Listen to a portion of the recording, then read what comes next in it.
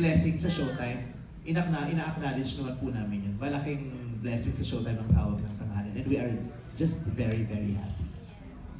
Ami, Of course, gaya nga na sinabi ni Vice, we are very thankful sa madlang people na sumuporta sa Showtime, sa tawag ng tanghalan. Malaking blessing siya para sa aming lahat. Kay. Ayoko masyado sa mathematics. Ayoko masyado isipin yung kung ano man yung numbers. Pero I'm very thankful kasi ang daming nagsasabi sa akin na nanonood sila. And it's a big part of their day. Yung mga in-law ko, palaging pinag-uusapan daw nila bago sila matulog. So I'm just happy to be part of something like this. And that parang siguro dream ng maraming Pilipino kasi lahat naman tayo mahilig mag-videoke talaga. Pero konti lang talaga ang napili para umatid sa Sabado, di ba? So, I think it's just some... Hindi, yung mga napili, syempre, yung mga nasala para makasali sa Sabado sa ating pinaka-grand final. So, I think the idea lang na lahat ng tao, nakakapanood ng tawag ng tanghalan. I'm just so proud to be part of it. And would you say na...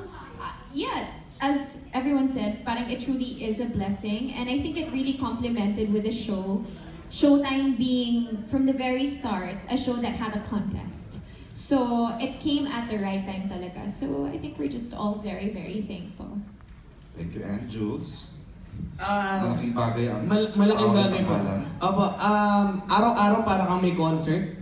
Araw-araw nanonood po ako dun sa may harapan. At napakagaling po ng banda namin.